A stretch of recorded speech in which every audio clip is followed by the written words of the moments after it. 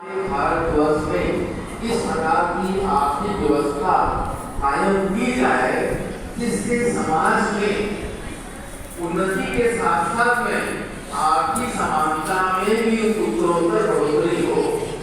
हमारा समाज विषमता की ओर न जाकर समानता की ओर जाए।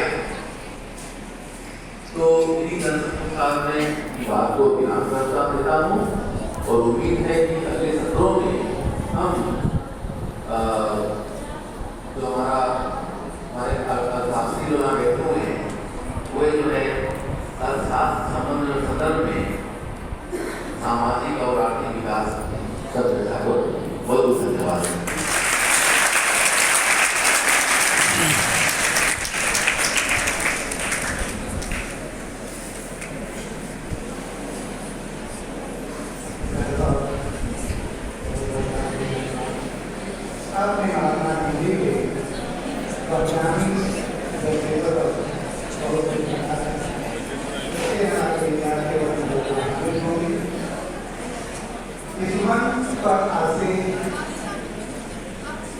हमारे अभिभावक और मुख्य अतिथि हम आप लोगों के बहुत ही लोग आभारी हैं। कार्यक्रम थोड़ी सी मुख्य अतिथि की अनुपस्थिति से व्यतिक्रम में चला गया है। मुख्य अतिथि फुर्सत जी लगभग लागत के आसपास पहुंच गए हैं। वे थोड़ी ही देर में हमारे बीच उपस्थित होंगे और आप ध्यान दें, आप ऐसे सुंदर विद्यार्थी साथी विद्यार्थी हैं कि हमारे विद्वान आए हुए अध्यापक, हमारे मुख्य अतिथि, ये सारे लोग आपकी सराहना करते हैं। आप अपनी सराहना की लाज रखेंगे। एक चीज मैं आपको बताना चाहता हूँ कि यह एक ऐसा विषय है जो भारत के इतिहास में एक ऐसा युग पैदा होगा जब मनुष्यता अपने शिखर पर होगी, तब गांधी के रूप में प्रकट होगी। एक बात और जाने कि भारतवासियों ने जिन्हें अपना पिता माना, जिन्हें महात्मा की उपाधि से संबंध हरपाल सिंह जी का होंगे विद्वान अध्यापक को आग्रह के साथ आमंत्रित करता हूँ। आप आए और हमारे आगे सबसे गांधी के योद्धाओं को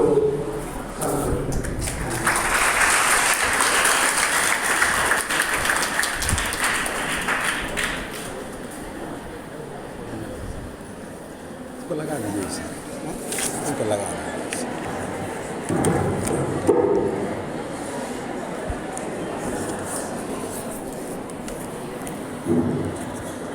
पीछे क्या इसको इधर बगल से जगह अच्छा, इसको इधर करिए। यहाँ अगर चला जाए जगह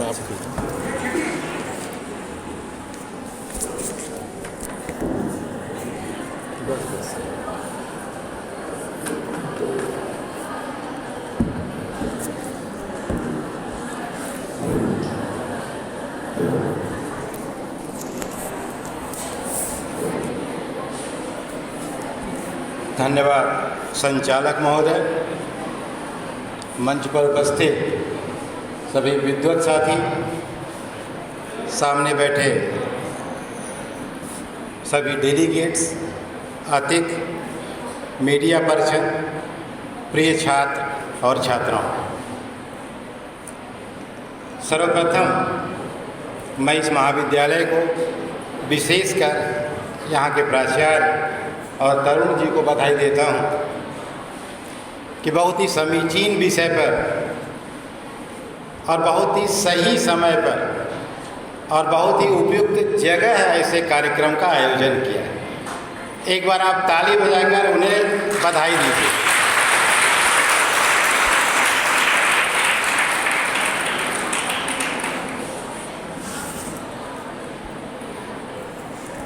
आज हम लोग इस सभागार में जिस विषय पर आपस में विचार विमर्श करने के लिए एकत्रित हुए वह आपके सामने बहुत साफ साफ अंकित है। स्वच्छता, वृद्धि, और सामाजिक परिवर्तन के संदर्भ में गांधी का दृष्टिकोण। और अगर इसको हम थोड़ा और समराइज कर दें तो गांधी और ग्लोबलाइजेशन, बहुत आसान शब्दों में कहते हैं तो सबको समाहित कर लेता है। वास्तव में गांधी की प्रासंगिकता की जब भी बात होती है तो पहला प्रश्न तो आप ये जान लें कि कोई भी व्यक्ति चाहे जैसा हो, वह न पूर्णतया कभी प्रासंगिक होता है और न कभी अप्रासंगिक होता है। जिस समय बापू की पदवी प्राप्त किए हुए थे गांधी जी, उसी समय गांधी जी को गोली मारने वाले लोग भी थे। और जितना तब प्रासंगिक थे, आज उससे सैकड़ों गुना ज़्यादा प्रासंगिक हैं। तो प्रासंगिकता सापेक्षिक होती है, किसी के लिए कोई प्रासंगिक होता है, किसी के लिए कोई नहीं होता। लेकिन जब हम गांधी जी के विचारों पर फोकस करेंगे, सबसे पहले हम स्वच्छता, जो आपका आज का मुख्य विषय है, आप स्वच्छता की बात अगर करें तो गांधी जी के बारे में बहुत सारी बात आप पढ़ते हैं। जब आप कहते हैं कि गांधी जी वैश्वीकरण के विरोधी थे, तो आप खुद कल्पना करिए कि जो व्यक्ति पैदा हिंदुस्तान में हुआ हो, जिसकी शिक्षा दीक्षा लंदन में हुई हो, जिसकी पॉलिटिकल जर्नी साउथ अफ्रीका से प्रारंभ हुई हो और जिसने खुद लिखा हो कि उसके ऊपर सबसे अधिक प्रभाव रस्किन का, टॉलस्टॉय का, थारू का है, वह व्यक्ति खुद ही वैश्वीकरण की उपज है। वो वैश्वीकरण का विरोधी कैसे हो सकता है? गांधी जी ने कहा कि मुझे पश्चिम की कोई चीज़ नापसंद नहीं है, बुराई यह है कि जो पश्चिम का है वही अच्छा है, गड़बड़ वहाँ है। जब वो 20 साल के बाद वापस आए हिंदुस्तान 46 साल की उम्र में, तो उन्होंने लिखा 1919 में नवजीवन में उन्होंने लिखा कि उस समय भी यूरोप में कुछ ऐसे देश थे जहाँ कहीं भी थूकने पर पेनाल्टी लगती थी, और आज हम आप 100 साल बाद भी जहाँ चाहे वहाँ इवन क्लासरूम में भी थूक सकते हैं। उन्होंने कहा मुझे पश्चिम की बहुत सारी चीज़ें नापसंद है।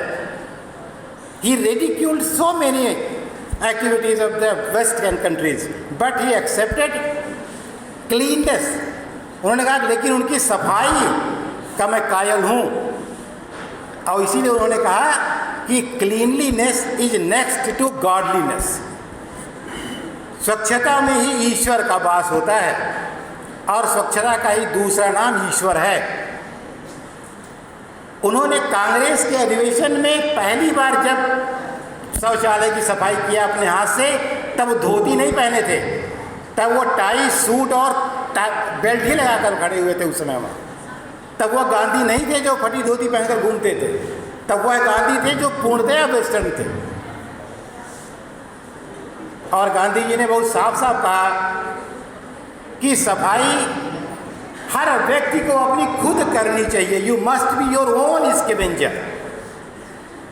अध्यापकों से कहा कि विद्यार्थियों को आप कुक के साथ साथ मेहतर भी बनने की शिक्षा दीजिए, वो अपनी सफाई खुद कर सकें। उन्होंने यहाँ तक कहा कि आपका हाउस, आपका ऑफिस जितना साफ रहता है उतना ही आपकी सराउंडिंग्स भी साफ रहनी चाहिए, यह आपकी जवाबदेही है। उन्होंने कहा कि सर्वेंट का घर भी उतना ही साफ होना चाहिए जितना मास्टर का बंगलो साफ होता है। तो गांधी जी ने जिस स्वच्छता की बात की, और उसके पीछे कारण यही था कि अगर इतनी स्वच्छता हम मेंटेन कर लेते या हम उनकी बात मान लेते, तो विकास का जो यह बिगड़ा हुआ चेहरा हमारे सामने आज उपस्थित है, कहने के लिए विकास के जितने भी मानदंड आप जानते हैं, जिसको हम ग्रोथ के रूप में डिफाइन करते हैं, आपका जीडीपी कैसा है, फॉरेन रिजर्व कैसा है, आपका संवेदी सूचकांक कैसा है, ये सब देख करके आपको लगता है कि आप तो दुनिया की 5वीं सबसे बड़ी अर्थव्यवस्था बन गए। निश्चित रूप से ये गर्व करने की बात है, लेकिन पूरा हिंदुस्तान डेंगू से लड़ के मर रहा है, ये दुर्भाग्य की बात है। आप निर्मल भारत हो, स्वच्छ भारत हो, चाहे जितने अभियान चला लें, लेकिन सच्चाई तो डेंगू ही है। किस सफाई की आप बात करेंगे? किसी अभियान से कोई सफाई नहीं पूरी होती। और यदि आप स्वच्छता को प्राप्त कर लें, जैसे स्वच्छ भारत मिशन सरकार चला रही है, तो स्वच्छ भारत मिशन में शौचालय की व्यवस्था, हर घर स्वच्छ पीने के पानी की व्यवस्था, सॉलिड और वेस्ट जो आपका डिस्पोजल है, जो आपका वेस्ट है उसको डिस्पोज ऑफ करने का सिस्टम डेवलप करना, ये सारी चीज़ें हैं।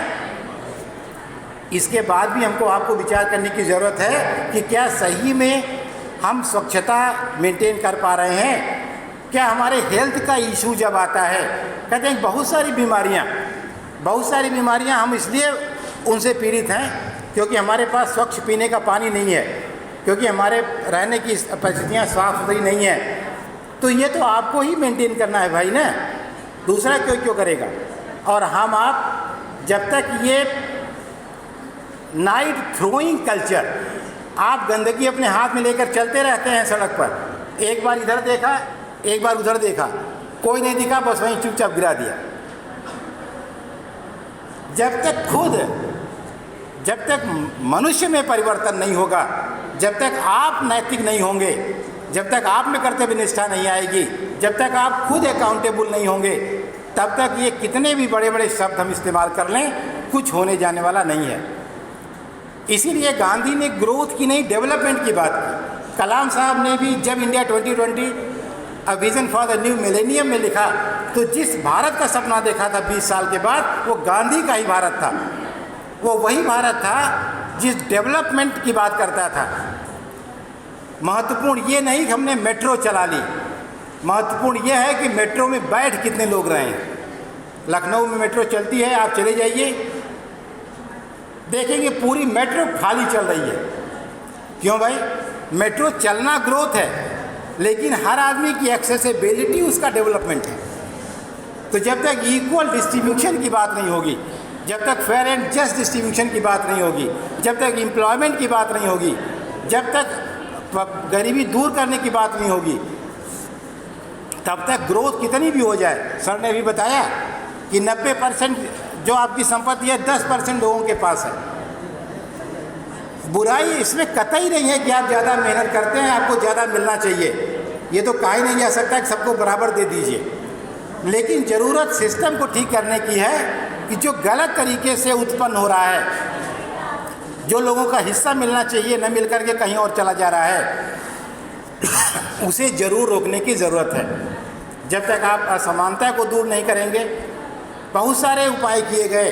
आप देखें, अगर आप पूरे विश्व परिदृश्य पर ध्यान डालें तो आप पाएंगे कि चाहे वो विली ब्रांड कमीशन हो, पियर्सन कमीशन हो, वुडलैंड कमीशन हो, इन सब ने बड़ा प्रयास किया कि असमानता को दूर किया जाए। लेकिन असमानता की खाई सुरसा के मुंह की तरफ बढ़ती चली जा रही है। उसका कारण ये है कि नीतियों को बदलने की ज़रूरत नहीं है, नीयत बदलने की ज़रूरत है। आप सिर्फ नीतियाँ बदल रहे हैं, आपकी नीयत नहीं साफ है। आप देश का विकास नहीं चाहते, आप अपना विकास चाहते हैं। हम यहाँ खड़े होकर के सिस्टम की बात नहीं कर रहे हैं, हम वस्तुस्थिति की बात नहीं कर रहे हैं, हम यह इस्टेब्लिश करने में लगे हैं कि हम कितने अच्छे व्यक्ति हैं। आप बहुत अच्छे होकर क्या करेंगे? जहाँ हैं जब वही नहीं रहेगा तो कहाँ अच्छे बने रहेंगे आप। इसलिए पहले देश है, पहले समाज है, पहले सिस्टम है, पहले यहाँ का महाविद्यालय है, फिर यहाँ का प्राचार्य है। अगर प्राचार्य सिर्फ इसमें लग जाए कि लोग दुनिया हमको सिर्फ जाने, महाविद्यालय भाड़ में जाए, तो न महाविद्यालय का अस्तित्व रहेगा न प्राचार्य का अस्तित्व रहेगा। प्राचार्य तभी है जब ये महाविद्यालय है। जब लोग कहेंगे कूबा बहुत अच्छा है तो प्राचार्य का सीना गदगद होगा। लोग ये कह देंगे प्राचार्य बहुत अच्छा है तो क्या फ़र्क पड़ता है। तो आप जहाँ हैं, यानी इम्पॉर्टेंट यह है कि समाज ने आपको क्या क्या दिया, ये महत्वपूर्ण नहीं है, आपने समाज को क्या क्या दिया। गांधी कहते हैं ये इम्पॉर्टेंट है। तो आप देने पर फोकस करिए, आप क्या कह रहे हैं, आप क्या कर रहे हैं। तो जितनी भी चीज़ें आप डेवलपमेंट के नाम पर देख रहे हैं, चाहे स्वास्थ्य को लेकर के हो, शिक्षा को लेकर के हो, इंफ्रास्ट्रक्चर को लेकर के हो, इन सब पर आप देखें क्या फोकस है। हम ये ज़रूर कहते हैं कि हमारा देश 5वें नंबर पर आ गया, लेकिन इसको क्यों नहीं बताते हैं कि हम SDI में 132 पर चले गए, 130 पर थे? ये क्यों नहीं बताते कि हंगर इंडेक्स में हमारी पोजीशन क्या है? ये क्यों नहीं बताते कि हैप्पीनेस इंडेक्स में हम कहाँ चले गए? तो आप वास्तविक विकास पर क्यों नहीं बात करते? आपके आंख बंद कर लेने से और यह कह देने से कि ऐसा करने से हम विश्वगुरु बन जाएंगे, अगर कहने से विश्वगुरु बनते तो कब का बन चुके होते। उसके लिए आपको अपने विकास को ह्यूमन फेस देना होगा, आपको गांधी को जिंदा करना पड़ेगा, आपको अंतिम व्यक्ति पर केयर करना पड़ेगा, आप सर्वोदय की भावना को मजबूत करना पड़ेगा, आप ट्रस्टीशिप की सिद्धांत को लागू आपको करना पड़ेगा। आप कहने से संपोषित विकास, बायोडायवर्सिटी लॉस, इन्वायरमेंटल डिग्रेडेशन, बड़े बड़े शब्दों के इस्तेमाल करने से विकास नहीं होता। हम उसमें कितना करते हैं? अभी कुछ दिन पहले सरकार ने पेड़ लगाओ अभियान चलाया था। मुझे कहने में कोई गुरेज नहीं है, सर भी बैठे हुए हैं। कॉलेजेज में हर जगह पेड़ भिजवा दिए गए। क्षमा कीजिएगा सर, एक भी पेड़ जिंदा नहीं है। क्या ऐसे पर्यावरण ठीक हो जाएगा? ज़बरदस्ती करा के हम ठीक कर सकते हैं? अरे लोगों को इतना जागरूक करिए, लोगों की नैतिकता इतनी बढ़े, लोग खुद आगे आएँ कि अपने मन से इस बात के लिए सहमत हो कि मैंने 2 पेड़ लगवाया सिगरामऊ में, 2 चपरासी नियुक्त किया हुआ है और निर्धारित कर रखा है जिस दिन सूखेगा तुम लोग को उस दिन निकाल देंगे समझ। एक बरगद का, एक पीपल का। अगर 10 साल रहूँगा, 10 साल तो बचा के रखूँगा उसको। एक पेड़ केवल लगा दीजिए, ईमानदारी से अपने साथ उसको बढ़ने दीजिए। जैसे आप बढ़ते हैं, पर्यावरण अपने आप ठीक हो जाएगा। अभियान चला के पर्यावरण कभी नहीं ठीक हो सकता। और यकीन मानिए, अभियान हमने चलाया है। आपको याद होगा, हम लोग नैतिक शिक्षा पढ़ते थे बचपन में, किताब पाई थी। जब से नैतिक शिक्षा पढ़ाई जाने लगी, तब से नैतिक शिक्षा खत्म हो गई कॉलेजेस। फिर आपने पर्यावरण पढ़ाया, फिर आपने राष्ट्र गौरव पढ़ाया, और सब का सब बिल्कुल एकदम नौटंकी हो गया कॉलेजेस में। मुझे नहीं कहना चाहिए, प्राचार्य रूप में भी नहीं कहना चाहिए, लेकिन मुझे दुख है इस देश को देख करके कि हमारी कल की पीढ़ी कहाँ जाएगी। अगर आज हम खुली हवा में सांस ले रहे हैं, तो क्यों हमारे बच्चों को अधिकार नहीं है कि जो कल पैदा होंगे वो खुली हवा में सांस लें? यही संपोषित आर्थिक विकास है। ऐसे लोग आपको मिल जाते हैं जो ये कह देते हैं, अरे जब तक हम रहेंगे तब तक तो ठीक रहेगा ना। ऐसे लोगों को चौराहे पर गोली मारना चाहिए, जिनके दिमाग में यह बात है कि हम जब तक हैं तब तक ठीक है। अगर यही आपके पहले वाले ने सोचा होता तो आप कैसे यहाँ आते भाई? सर यकीन मानिए, लोगों को ठीक होने की ज़रूरत है। सिस्टम बिल्कुल ठीक है, किसी की ज़रूरत नहीं है कि कोई नियम बनाए, कोई कानून बनाए। कुबा डिग्री कॉलेज प्रिंसिपल चलाता है, प्रिंसिपल ठीक हो जाए, मजाल क्या है कोई गड़बड़ हो जाए कहीं से कुछ। कितना भी नियम आ जाए, कितना भी कानून आ जाए, लेकिन मैं नहीं मानूंगा तो नहीं मानूंगा। अरे हमको क्षेत्रीय शिक्षाधिकारी एक दिन विजिट करेंगे, उस दिन हमको नहीं पाएंगे, उस दिन हम कहेंगे सर आप थोड़ा सीरियल पर थे, आप क्या करेंगे आप? बाकी 29 दिन तो मुझे ही देखना है ना। तो सर सिस्टम बहुत बढ़िया है, सिस्टम में कोई दोष नहीं है, और सिस्टम कभी खराब नहीं होता है। पंचायती राज में जब हम सेल्फ सफिशिएंट विलेज रिपब्लिक की बात गांधी ने की, तो उन्होंने पंचायतों की बात कही। लेकिन जब बलवंतराव मेहता समिति के बाद 73 संशोधन के बाद आपने पंचायती राज बनाया, तो साफ साफ उसमें कहा गया कि हम वह पंचायती राज नहीं स्थापित कर पाए जिसका सपना गांधी जी ने देखा था। वह पंचायती राज आ गया जिसने गांव को पॉलिटिकल इकाई में कन्वर्ट कर दिया और सत्ता हथियाने का एक अवैध शासन, एक साधन पैदा कर दिया, और गांव में जो थोड़ा बहुत भाईचारा बचा भी था वह भी खत्म हो गया। तो जिसे सेल्फ सफिशिएंट कहा जा रहा था वह वास्तव में समाप्त हो गया, कुछ बचा ही नहीं गांव में। तो हम सिस्टम को सही दिशा में लागू नहीं कर पा रहे। तो चाहे हम जिस रूप में देखें, गांधी चाहे जिस रूप में थे, कहते हैं कि गांधी जी ने खुद लिखा कि my life is my message. जैसे वो जीते थे वही मैसेज है। एक बार किसी ने मुझको बताया कि वो प्रयागराज आए, किसी से मिलने, गंगा जी के किनारे वो रहते थे, कोई संत महात्मा थे। तो सुबह उनको नहाना हुआ तो गंगा के किनारे गए और वहाँ बैठ के उन्होंने कहा बाल्टी लोटा ले आइए। तो संत ने कहा कि साहब आप तो गंगा जी के सामने ही हैं, उतर करके गंगा जी में नहा लीजिए, बाल्टी लोटे क्या ज़रूरत है? उन्होंने कहा नहीं, मुझे अपनी आदत नहीं बिगाड़ना है। आज गंगा जी मिल रही हैं, कल नहीं मिलेंगी, तब क्या करेंगे? तो जब आपकी कथनी करनी में इतना तालमेल होगा, जब आपके भाषण और आचरण में इतनी एकता होगी, कहते हैं साहब कि बच्चे सुनते नहीं। अक्सर आप माँ बाप की शिकायत सुनते होंगे कि साहब बच्चे आजकल सुनते नहीं। बिल्कुल साहब, बच्चे सुनते नहीं, बच्चे देखते हैं। जो आप करते हैं वही वो करते हैं। तो तो बच्चों को संस्कार देने के लिए, बच्चों को ठीक करने के लिए आपको त्याग करना पड़ेगा। कितना भी आपका मन कर रहा है टीवी देखने का, बच्चे की परीक्षा है तो बच्चे के साथ कुर्सी पर आप भी 2 बजे रात तक बैठे रहिए। आप टीवी ऑन करके बच्चे को कहेंगे जाओ पढ़ो, जाओ पढ़ो। संभव है क्या पढ़ सकता है वो? क्यों उम्मीद करते हैं बच्चे से भैया? किसी भी बच्चे से आप जब अपने आचरण को पालन करने के लिए कहेंगे वो कभी विरोध नहीं करेगा, लेकिन जब आप उसे ज़बरदस्ती करवाएंगे तो कभी नहीं करेगा, ये भी सही है। तो आपको अच्छा होने की ज़रूरत है। आप जैसा उम्मीद कर रहे हैं आप वैसा व्यवहार करिए। आप सीधे सेंटेंस ही नहीं बोलते, आपकी भाषा ही शुद्ध नहीं है, आप कभी प्रेम से बोलते ही नहीं बच्चे से, तो बच्चे का भी डेवलपमेंट तो उसी एटमॉस्फेयर में हो रहा है ना। आप घर में हैं और कोई आपको पूछने आया, आपने बच्चे से कहा बेटा कह दो पापा घर पर नहीं है। ये आप थे जिसने उसको पहली बार बताया कि रह करके भी कहा जा सकता है कि हम घर पर नहीं हैं। और जब आपने उसको फ़ोन किया कि बेटा कहाँ हो, तो कहता है कि सर अरुण सर पढ़ा रहे हैं, मैं क्लास में हूँ और रहता सिनेमा हॉल में है। ये किसने सिखाया उनको? ये आपने सिखाया। आपने बिजली की कटिया चोरी से ले रखी है तो बच्चा जान रहा है कि ऐसा किया जा सकता है। आप जीना शुरू करिए, वो अपने आप अच्छा हो जाएगा। अच्छा करने का प्रयास करने की ज़रूरत नहीं है, तो किसी को कुछ करने की ज़रूरत नहीं है। कहते हैं कि गांधी जी से पूछा गया कि लाइफ इतनी जटिल क्यों है? उन्होंने कहा it's so simple, just live it, don't analyse, it is the analysis that makes life complicated. कहाँ जीवन कठिन है? कहते हैं जो काम आप कर सकते हैं वो चिंता का कारण नहीं है, और जो नहीं कर सकते वो चिंता से होगा नहीं। तो जीवन कहाँ कठिन है? शांत से खाइए पीजिए, प्रसन्न रहिए, अच्छे से रहिए, कायदे से जिए आप और दूसरे को कायदे से जीने दें।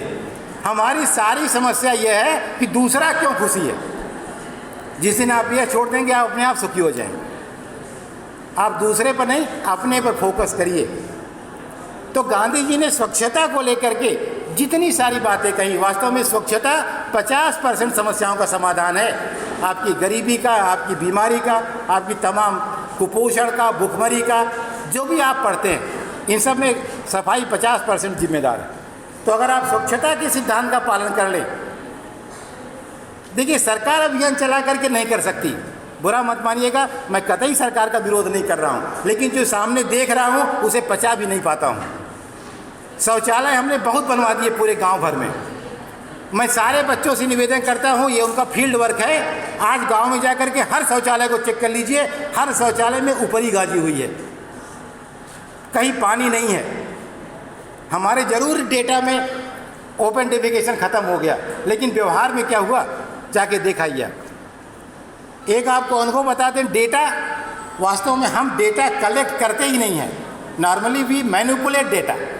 सरकार जो आंकड़ा मांगती है हम उसी आंकड़े में भर देते हैं, वो चाहे सही हो चाहे गलत हो। एक बार मैं प्लानिंग कमीशन में मेंबर था सर, वहाँ जब मैं मीटिंग में गया तो प्रोफार्मा आया था पंचायत स्तर पर भरकर जाने के लिए। वहाँ मुझे वहाँ के अधिकारियों ने बताया कि सर ऐसे भी कुछ सवाल चले जाते हैं जिनका उत्तर यहाँ भी नहीं पता रहता है, लेकिन पटवारी उसका भी जवाब भेज देता है। अपने प्रोजेक्ट के वर्क में मैंने एक ब्लॉक का नाम नहीं लूँगा, गड़बड़ हो जाएगा। ब्लॉक में मैं बीडीओ के पास गया किसी गांव का डेटा लेने के लिए। उसने कहा साहब सेक्रेटरी से मिल लीजिए। सेक्रेटरी से मैंने पूछा फला गांव में कुल जनसंख्या कितनी है? कहें साहब अभी तो नहीं बता सकते, लेकिन यह है कि पहले इतनी थी। अच्छा ठीक, महिला पुरुष कितने हैं? अब साहब ऐसा है कि आधा करके 2-3 घटा दीजिए, एक में वही महिला वही पुरुष। हमने कहा साक्षरता क्या है? कहें साहब पिछली बार इतनी थी, 10% बढ़ा दिए, नहीं तो ग्रंटवा नहीं आती है। अब सर बताइए, जिस देश का डेटा, जैसे गरीबी का डेटा सर, तेंदुलकर कमेटी कोई परसेंटेज, सिन्हा समिति कोई परसेंटेज, प्लानिंग कमीशन कोई परसेंटेज। अरे यार एक ही गरीब होंगे, 3 तरह गरीब होंगे किसी देश में। तो जब डेटा ही नहीं सही है, तो जब सरकार कहती है कि 60 करोड़ लोगों को हम अनाज बांट रहे हैं, तो क्या पता 20 करोड़ बेचारे न पा रहे हों। और ये भी हो सकता है कि 60 करोड़ होता है, 20 करोड़ वो पा रहे हों जिनको नहीं मिलना चाहिए, फर्जी हो। तो जिस देश में डेटा ही सही नहीं है वहाँ विकास क्या खाक होगा?